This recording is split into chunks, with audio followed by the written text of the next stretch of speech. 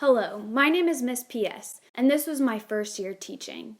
In this time, I learned that teachers are the masters of multitasking. They engage students in content, watch the door, answer questions, keep track of time, assess student understanding, handle poor student behavior, differentiate instruction, monitor classroom environment, make connections, make lesson adjustments, advocate for highly student extracurricular, all at once. And it can be overwhelming, and for me, I often slipped into becoming a content robot, mindful of exams, strategy, placement, data, and forgetting about the humans behind the desk. What they're feeling, what they're faking, what they're fighting. This is my letter to them. May 22nd, 2020. Today should have been our last day of school, but instead, the hallways are empty, the library is empty, the cafeteria is empty, the gym is empty, every single classroom is empty. A school is nothing without you. We miss you, and I miss you. While my job description requires I teach about slopes, square roots, and supplementary angles, my personal purpose includes caring, listening, and loving.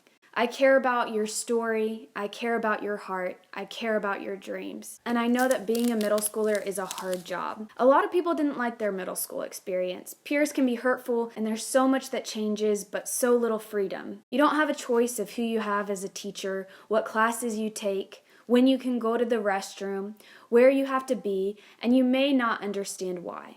But the cool thing is, it won't always be this way. Because if you give your best today, one day you'll be able to choose who you spend your time with, what job you want to work, when you accomplish goals, where in the world you live, and you can create your own why. Walt Disney said that if you can dream it, you can do it.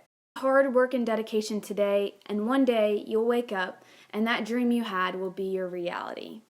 Don't give up on what you want out of life. You may need to redirect, but never give up. If I could leave you with 2 final pieces of advice, it would be our class rules. 1, be kind, and 2, always give your best. There's a lot I wanted to say, but I never got the chance to because our year was cut short. And I hate that it was cut short. I hate all of the things that people are going through because of this. I hate that we never got to say goodbye. And maybe what I hate the most in all of this is that looking back, I feel like I missed out on a lot of opportunities to show you guys how much I cared about you. And I know this is cheesy, but I just want you to know that I believe in you. These next few years in high school and the few years after that, you're gonna make a lot of life-altering decisions that are going to define who you become as a person. And I just hope that as you're making these decisions and as you live your day-to-day life, you ask yourself, is this who I want to be? Is this who I want to be defined as?